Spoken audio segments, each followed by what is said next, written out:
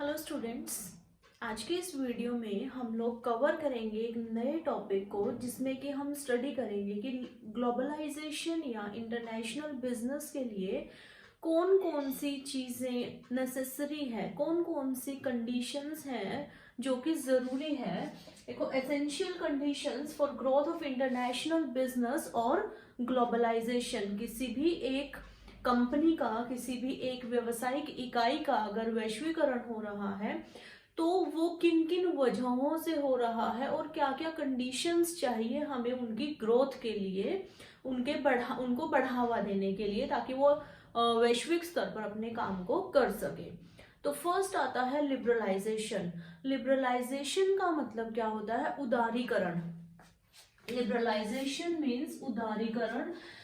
इसमें जो सरकार द्वारा लगाए गए काफी सारे प्रतिबंध जो हैं, जो रूल्स रेगुलेशंस लगाई हुई है, जो व्यवसायिक इकाइयों के ऊपर लागू हो रही है, उनको कम किया जाता है या उनको खत्म कर दिया जाता है।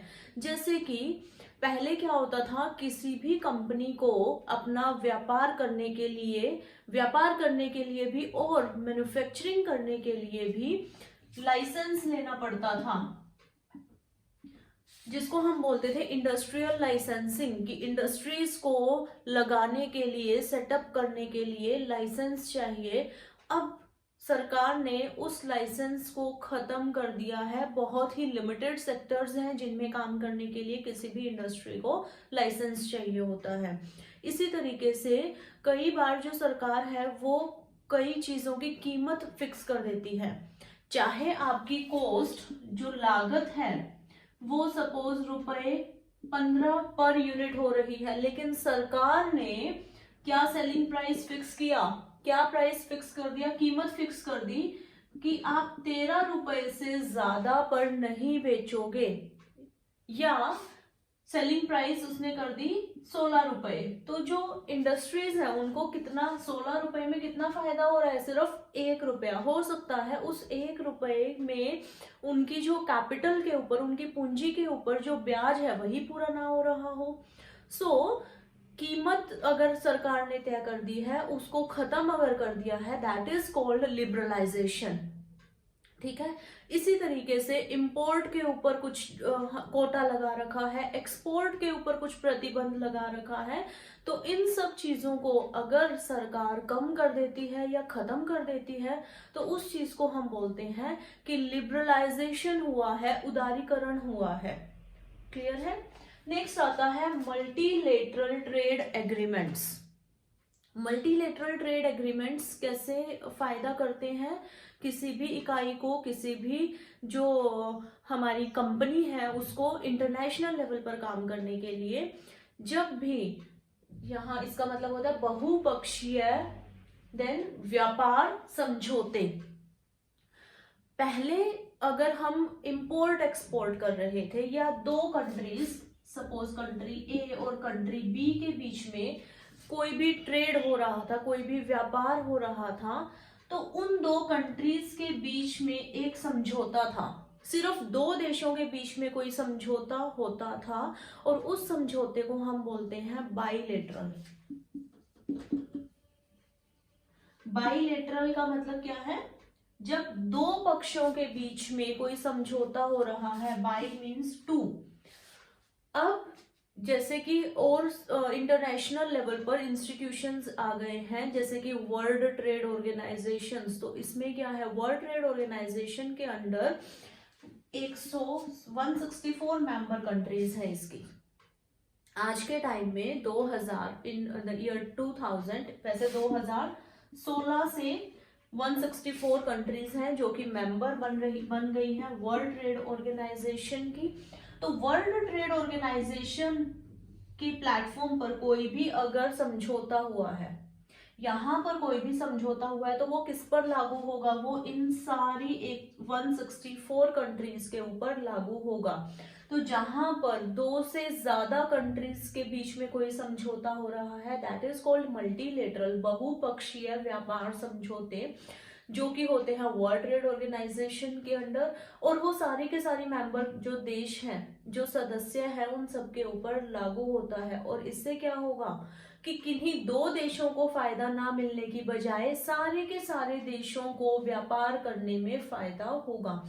तो अगर फायदा होगा तो हमारे देश की जो इंडस्ट्री है, कोई फैक्ट्री है, कोई कंपनी है, वो क्या करेगी, उसको फायदा मिल रहा है जब वो एक्सपोर्ट कर रही है दूसरे देशों में, तो वो अपने प्रोडक्शन को इंक्रीज करेगी और अपनी इंडस्ट्री को, अपनी फैक्ट्री को या अपनी कंपनी को ग्लोबल लेवल पर लेकर जाने की कोशिश करेगी, वैश्विक स्तर पर लेकर जाने की कोशिश करेगी। इसी तरीके से थर्ड आता है मल्टीलेटरल इन्वेस्टमेंट एग्रीमेंट्स।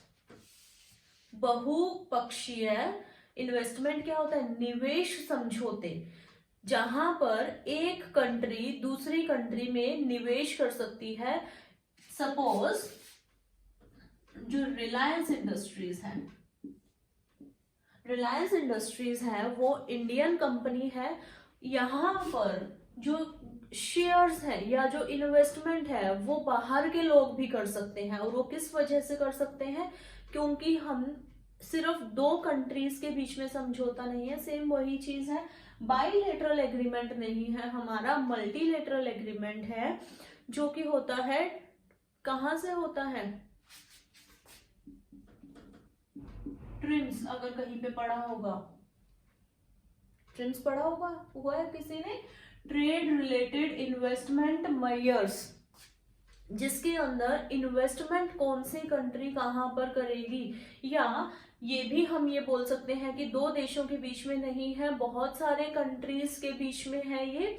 तो बहुत सारी कंट्रीज के बीच में अगर है तो सबको एक दूसरे की कंट्री में इन्वेस्ट करने का फायदा मिलता है, तभी हम इंडिया में अट्रैक्ट करते हैं। हम बोलते हैं ना कि फॉरेन डायरेक्ट इन्वेस्टमेंट इतनी आ गई, फॉरेन पोर्टफोलियो इन्वेस्टमेंट इतनी हो गई है। सो ये सारी चीजें किस चीज से होती है, जब हमारे इन्वेस्टमेंट से रिलेटेड, निवेश से रिलेटेड समझौते हुए होते हैं दूसरे देशों के साथ, और अगर वहां पर एक से ज्यादा कंट्री इन्वॉल्व है तो उसको हम बोलते हैं मल्टीलेटरल इन्वेस्टमेंट एग्रीमेंट्स। नेक्स्ट आता है सफिशिएंट रिसोर्सेज, पर्याप्त संसाधन होने चाहिए। अगर हम ग्लोबल लेवल पर अपनी कंपनी को लेकर जाना चाह रहे हैं तो हमारे पास जो रिसोर्सेज है, जो संसाधन है, वो सफिशिएंट होने चाहिए। सफिशिएंट होने का क्या मतलब है, ये नहीं है कि मेरे पास पैसा तो है ही नहीं, पैसे की कमी है तो मैं कैसे जा सकती हूँ, मैं अब पैसे से सारी चीजें चल रही है। हम क्या बोलते हैं, जो पैसा है ये लाइफ ब्लड है किसी भी कंपनी का, किसी भी कंपनी को चलाने के लिए बहुत जरूरी है पैसा, क्योंकि पैसे से ही हम क्या करते हैं, कोई रिसोर्सेज खरीदते हैं, कोई फैक्ट्री खरीदते हैं, कोई जगह खरीदते हैं, हम लेबर को पेमेंट कहाँ से करते हैं, पैसों से ही करते हैं। देन रॉ मटेरियल परचेज कर लिया तो उसकी पेमेंट के लिए भी हमें क्या चाहिए, पैसा चाहिए। सो अगर मेरे पास पैसे की कमी है तो मैं कभी भी ये नहीं सोच सकती कि मैं अपनी कंपनी को इंटरनेशनल लेवल पर लेकर जाऊं, वैश्विक लेवल पर लेकर जाऊं। तो जो हमारे रिसोर्सेज हैं, जैसे कि पैसा हो गया, पैसे को हम क्या बोलते हैं, फाइनेंशियल रिसोर्सेज हमारे सफिशिएंट होने चाहिए।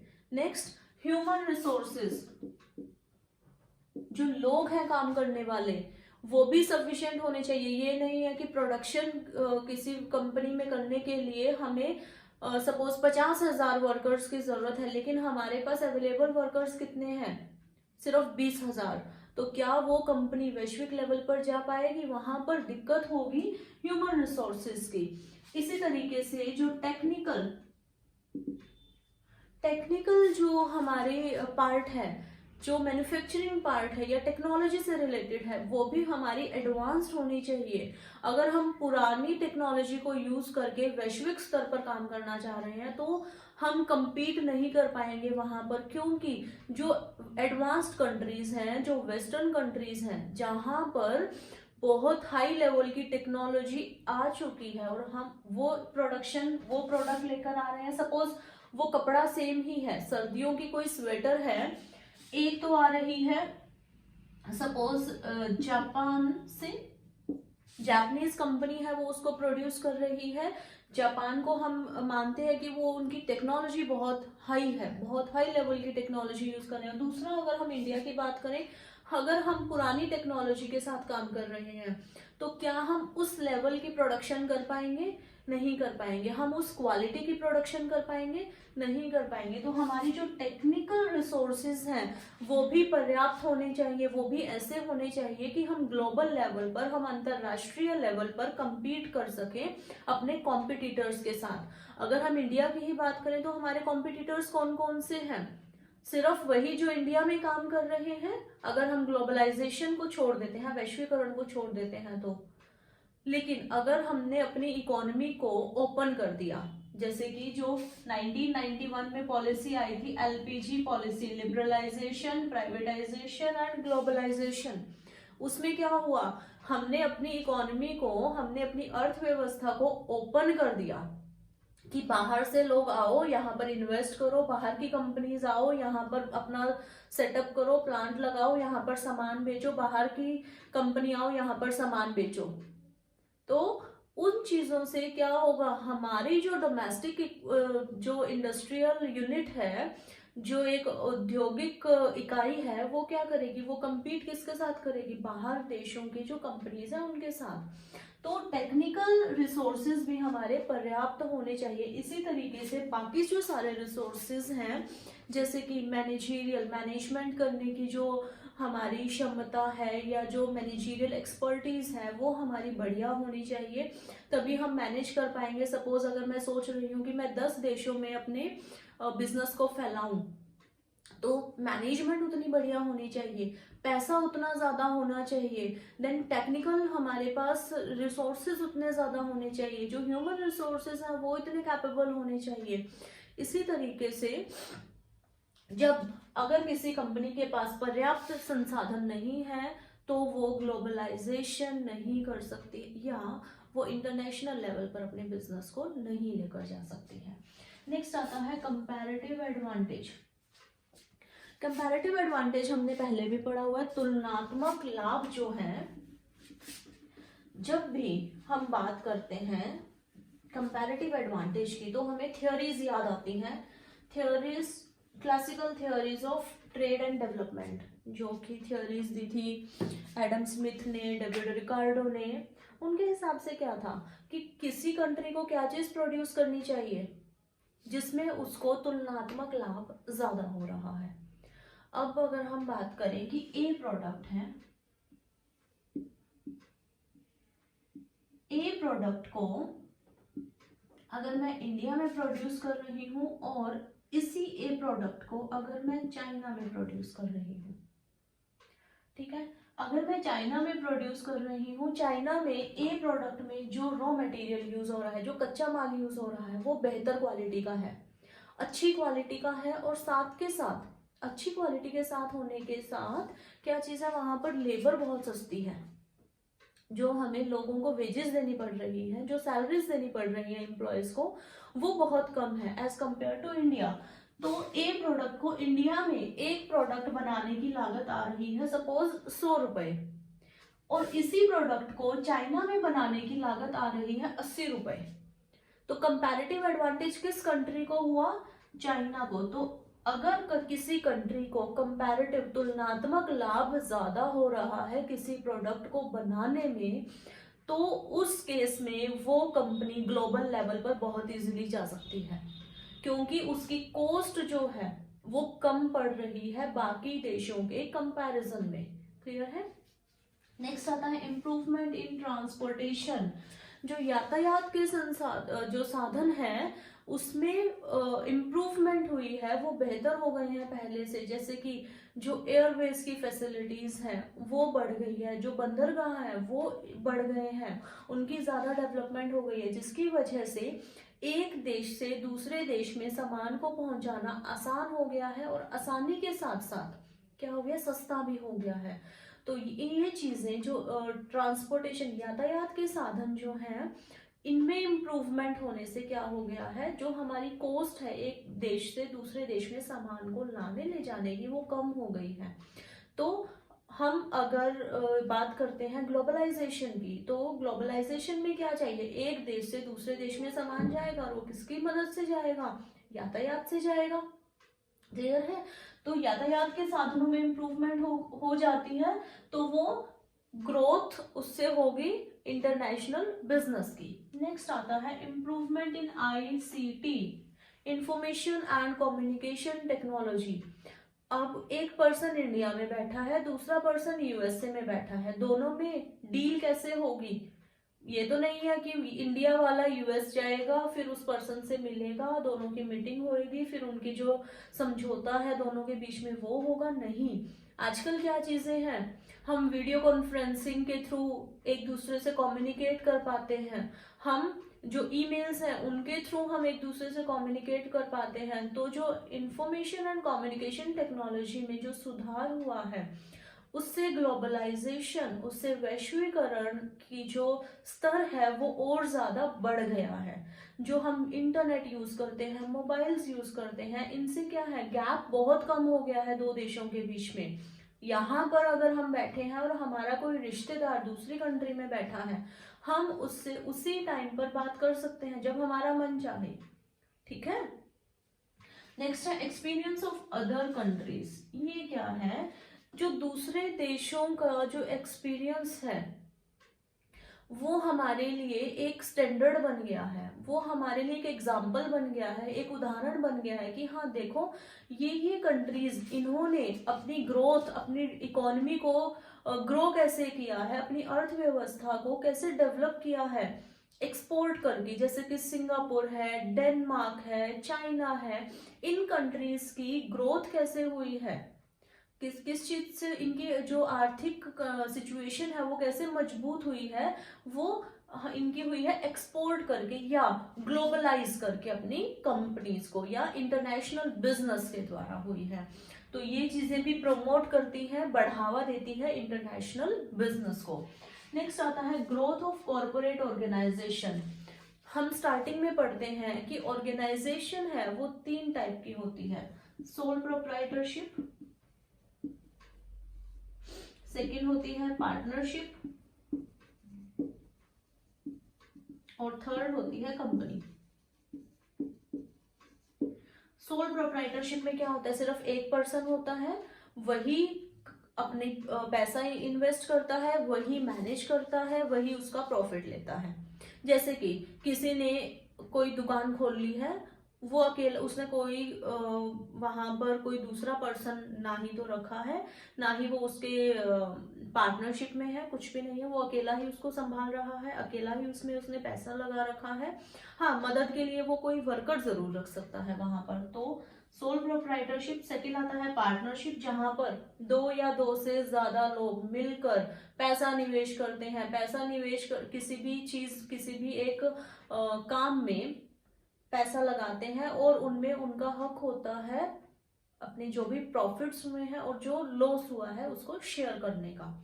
नेक्स्ट आता है company. Company form of organisation में हम क्या पढ़ते हैं कि ये अलग से एक सेपरेट एंटिटी है, सेपरेट लीगल एंटिटी है, जहां पर जो ओनर है वो अलग है, और जो मैनेजर है, मैनेजमेंट बोलते हैं जिसको हम, मैनेजमेंट और ऑनरशिप, ऑनरशिप एंड मैनेजमेंट अलग अलग है। अब ओनर कोई भी बन सकता है, लेकिन जरूरी नहीं कि वो मैनेज कर रहा है, वो प्रबंधीकरण कर रहा है उस कंपनी का। सो ओनरशिप अलग है, या क्योंकि जो कंपनी है, कंपनी का पैसा, कंपनी की कैपिटल बहुत सारे शेयर्स में डिवाइडेड होती है। शेयर्स को हम क्या बोलते हैं, अंश। बहुत, तो जो अंश है वो कोई भी पर्सन खरीद सकता है थ्रू स्टॉक एक्सचेंज। जो स्टॉक एक्सचेंज है वहां से कोई भी पर्सन, चाहे वो यूएस में बैठा है, चाहे वो यूके में बैठा है, चाहे वो इंडिया में बैठा है, चाहे वो श्रीलंका में बैठा है, वो किसी भी कंपनी के शेयर्स को खरीद सकता है। शेयर्स को खरीदने का क्या मतलब है, वो वहां का ओनर बन गया, लेकिन उसको मैनेज करने के लिए उस कंट्री में आने की जरूरत नहीं होती, क्योंकि ओनरशिप और मैनेजमेंट दोनों अलग अलग हैं। तो कॉर्पोरेट जो टाइप ऑफ ऑर्गेनाइजेशन है, कंपनी जो टाइप ऑफ ऑर्गेनाइजेशन है वो उसका बढ़ावा हुआ है, वो इंक्रीज हुई है, ग्रोथ हुई है उसकी, जिसकी वजह से जो कंपनी है वो इंटरनेशनल लेवल पर चली गई है। नेक्स्ट आता है इम्प्रूवमेंट इन इंफ्रास्ट्रक्चर। जो हमारा इंफ्रास्ट्रक्चर है, जैसे कि बैंकिंग फैसिलिटी है, देन हमारी जो वेयर हाउसिंग फैसिलिटी है, देन रोडवेज, ये भी इंफ्रास्ट्रक्चर में ही आते हैं। मेडिकल फैसिलिटीज है, ये अगर इम्प्रूव हुई हैं, इनके इम्प्रूवमेंट से, इनकी ग्रोथ से या इनके बेहतर होने से हमारी कम्युनिकेशन टेक्नोलॉजी इम्प्रूव हुई है, तो ये सारी हमारी इंफ्रास्ट्रक्चर में ही आती है। तो इंफ्रास्ट्रक्चर ओवरऑल अगर इंफ्रास्ट्रक्चर इम्प्रूव हुआ है, तो हमने पहले बात की थी किसी पर्सन के पास सफिशिएंट रिसोर्सेज में कि पैसा पर्याप्त नहीं है, जो फाइनेंशियल रिसोर्सेज हैं वो पर्याप्त नहीं है, तो वो क्या कर सकते हैं, बैंक के पास जा सकता है। अगर बैंकिंग फैसिलिटी बहुत बढ़िया है तो वो लोन ले सकता है अपने बिजनेस को बढ़ाने के लिए। ठीक है, इसी तरीके से कोई सामान ऐसा है जो कि बहुत जल्दी खराब हो सकता है, उसको कोल्ड स्टोरेज में स्टोर करके रखना पड़ता है, जैसे कि हमारी सब्जियां हैं, देन फ्रूट्स हैं, तो इनके लिए कोल्ड स्टोरेज हाउसेस चाहिए हमें।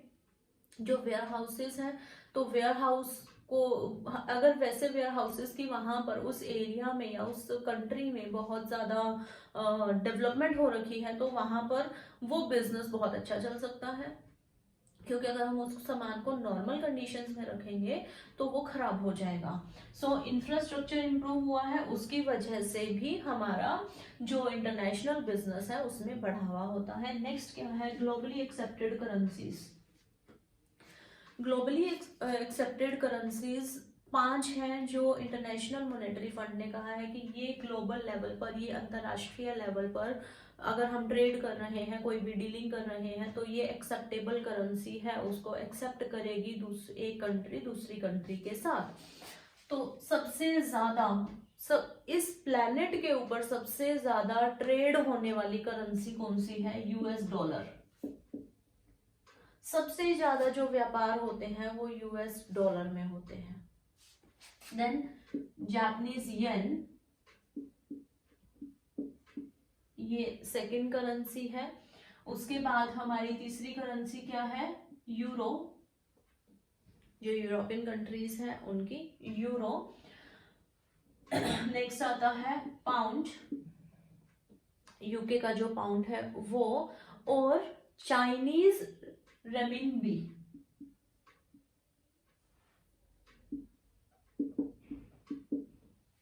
ये 5 ग्लोबली एक्सेप्टेड करेंसीज हैं, क्योंकि ये करेंसीज ग्लोबल लेवल पर एक्सेप्टेबल है तो ट्रेड है वो इजीली हो सकता है। और इन ज्यादा करेंसीज को एक्सेप्टेबल करने का क्या उद्देश्य क्या है, ताकि जो ट्रेड है एक कंट्री से दूसरी कंट्री में वो इजीली हो जाए। अब मान लो किसी कंट्री के पास यूरो है और अगर ग्लोबली एक्सेप्टेड करेंसी ही नहीं है ये, तो क्या उसको क्या करना पड़ेगा, पहले यूरो को कन्वर्ट करना पड़ेगा ग्लोबली एक्सेप्टेड करेंसी में, और उसके बाद वो अपने ट्रेड को कर पाएगा, उसके बाद अपनी वो पेमेंट है या वो ले पाएगा और पेमेंट दूसरी कंट्री में कर पाएगा। ठीक है, तो ये वो कंडीशंस है जो इंटरनेशनल बिजनेस की ग्रोथ के लिए जरूरी है। Okay, thank you.